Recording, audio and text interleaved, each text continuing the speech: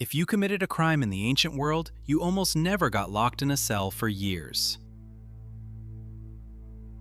Prison as a punishment barely existed for most of human history, so what did they actually do with criminals instead? The answer involves silver coins, missing hands, entire families sold into debt, and kings who kept their enemies alive on purpose.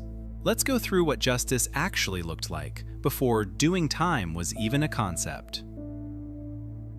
Here's the twist most people don't know. In almost every ancient legal system, Babylon, Egypt, Greece, Rome, early China, a prison cell was never the sentence. It was the waiting room.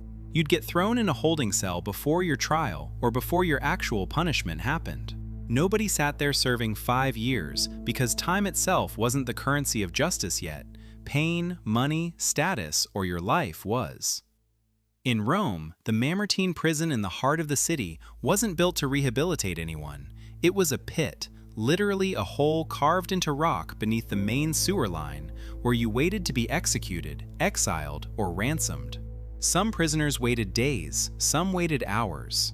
There was no need for more space because nobody stayed long. In ancient Egypt, records from the workers' village at Deir el-Medina show short-term lockups tied to specific unresolved disputes, theft accusations, debt claims, again, always temporary, always a step toward a different final punishment. And if you think a rock pit under a sewer sounds bad, wait until you hear what most people actually got instead, because for centuries, this was considered the easy outcome. Once your case was decided, here's what replaced prison. Fines. If you had money, most crimes, even violent ones, could be paid off. Hammurabi's code and early Germanic tribal law had literal price lists. This many silver shekels for a broken arm, this many for a dead ox, this many for a dead man, and the amount changed depending on the victim's social rank. This system even has a name historians use for it, wergild, man price, and it lasted in parts of Europe well into the medieval period. Exile. In Athens, banishment was called ostracism, and it wasn't symbolic. Once a year, citizens could vote to exile someone for 10 years. No trial, no crime required, just enough public suspicion. You had days to leave the city or be killed on sight. In China, under the Han and later dynasties, exile became an entire graded system. Criminals were sent progressively farther from the capital based on how serious the crime was, sometimes thousands of miles, to frontier regions where survival itself was the real punishment. Mutilation. Cutting off a hand for theft, a tongue for perjury, an ear for eavesdropping, a nose for adultery. This shows up across Mesopotamian, Egyptian, Byzantine, and early Islamic legal codes. The logic was brutal but simple. The punishment should be visible on your body forever, so everyone in town instantly knows what you did without needing a record or a trial transcript. And public execution. Crucifixion, stoning, beheading, always done publicly, never privately, because the point wasn't to remove the criminal quietly, it was to make an example of them in front of the entire community. A body in the town square did more deterrence work in one afternoon than years of confinement ever could. So if fines, exile, mutilation, and execution covered almost every crime on the books, who actually ended up locked away for years? 2 groups mainly. Debtors. If you owed money you couldn't repay, your own creditor could imprison you, sometimes in his house, sometimes in a pit on his land, until your family paid up or you worked the debt off through labor.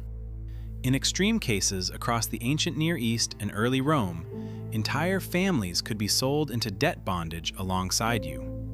This is where the phrase debtor's prison comes from, and it existed for thousands of years before the modern prison system did. Political prisoners. Kings, pharaohs, and Roman generals used long-term captivity as leverage. Hostages, rival heirs, defeated enemy commanders, kept alive specifically because they were worth more breathing than dead. Some of these prisoners lived in genuine comfort under guard, sometimes for decades, essentially as insurance policies. Julius Caesar himself was held for ransom by pirates as a young man, and reportedly joked with his captors the entire time that once freed, he'd have them all crucified. He did, every one of them. There's a third, less obvious category too: forced labor. Roman quarries, Egyptian mines, and later Byzantine galley ships functioned as de facto long-term prisons. You weren't there to serve time, you were there because your body was a resource, and you'd likely die working before any sentence would have ended anyway. Now, dungeons obviously existed too, so why weren't they the default? The answer comes down to something surprisingly practical: cost. Medieval European castles did have cells, oubliettes, literally named after the French word for to forget, but these were almost exclusively used for nobles, rival claimants to a throne, or enemies too politically dangerous to execute outright. A regular peasant caught stealing bread wasn't worth the food, guards, and stone construction it took to hold him for years. He'd be fined, whipped, branded, or hanged within days, because keeping someone alive purely as punishment was expensive, and medieval and ancient economies had no interest in paying for it.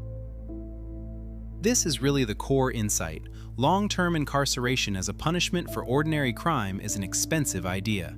It requires food, guards, walls, and administration sustained for years with zero economic output in return. Every ancient and medieval justice system instead favored punishments that were either free, mutilation, exile, or that actively made money, like fines and forced labor. So when did that logic finally flip? When did societies decide it was worth paying to keep criminals alive and confined for years at a time? The shift happened surprisingly recently, mostly from the 1600s onward, and it was driven by religious reform movements, particularly Quaker prison reformers in Pennsylvania in the late 1700s. Their idea was radical for the time. Criminals weren't just bodies to punish or remove, they were souls that could be morally corrected through isolation, silence, and labor.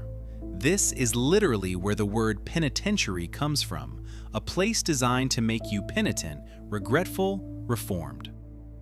Before that shift, the idea of feeding, housing, and guarding someone for a decade, purely as punishment with no economic return, would have struck almost every ancient society as absurd. Why pay to keep a criminal alive for 10 years when a fine, a missing hand, or a body in the town square solved the problem in an afternoon?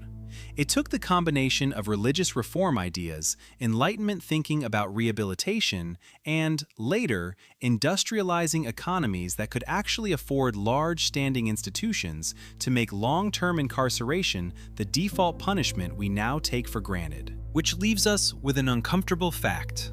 For roughly 5,000 years of recorded human justice, prison as a punishment barely existed. Justice wasn't about time, it was about money, your body, your social status, or your life. Modern prison, the version most of the world uses today, is barely 300 years old. So next time you hear someone say, "He got 5 years," remember, for the overwhelming majority of human history, there was no such sentence. There was only the fine, the mark, the exile, or the end. If you want the next one, how ancient courts decided guilt with zero forensic evidence, using ordeals, oaths, and trial by combat, let me know in the comments.